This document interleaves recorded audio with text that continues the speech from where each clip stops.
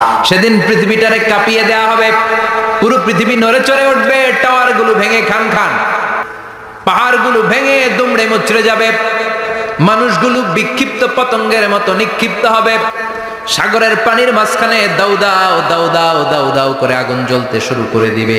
আল্লাহু আকবার। সেদিন মানুষের চোখ হবে ছানা বড়া, চন্দ্র সূর্যে কোনো আলো থাকবে না, মানুষগুলো দিক বিদিক পাগলের মতো দৌড়াবে, সবার মুখে এক কথা, পালাবো কই।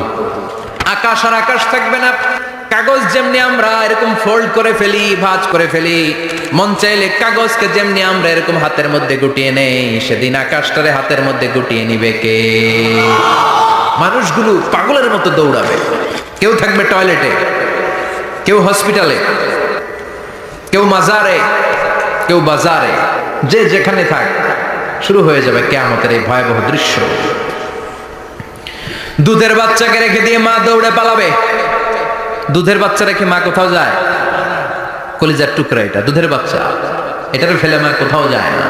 কিন্তু কিয়ামতের এই ঝাঁকুনির দৃশ্য দেখে, আল কারিয়া মাল ওয়া মা আদরাকা মাল, এই দৃশ্য দেখে দুধের বাচ্চারে রেখে মা দিবে দৌড়। আমি আমার খুতবার শুরুতে সূরাতু আল কারিয়ার প্রথম 3টি আয়াত তেলাওয়াত করেছি। এই সূরার ভেতরে আল্লাহ তাআলা কিয়ামতের নকশা এঁকে দিয়েছেন, কিয়ামতের প্রামাণ্য বর্ণনা দিয়েছেন। কিয়ামত যে একদিন হবে, এই পৃথিবী যে ধ্বংস হয়ে যাবে, এটার ব্যাপারে সবার অগাধ বিশ্বাস আছে তো? না সন্দেহ সন্দেহ লাগে? সন্দেহ আছে কারো?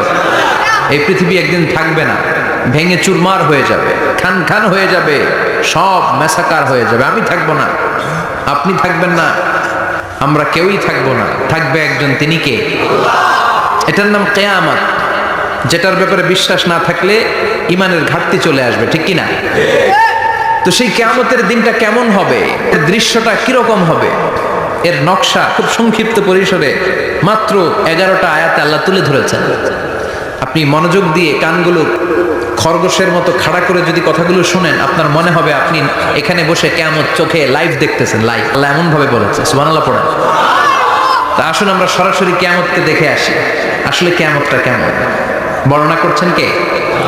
আল্লাহ। সূরার নাম হচ্ছে সূরাতুল কারিয়া। কি নাম? আওয়াজ করে উত্তর দিতে হবে। সূরার নাম আল কারিয়া। চিৎকার মেরে বলেন, সূরার নাম কি? আল কারিয়া। এটা মাক্কি সূরা। কি সূরা?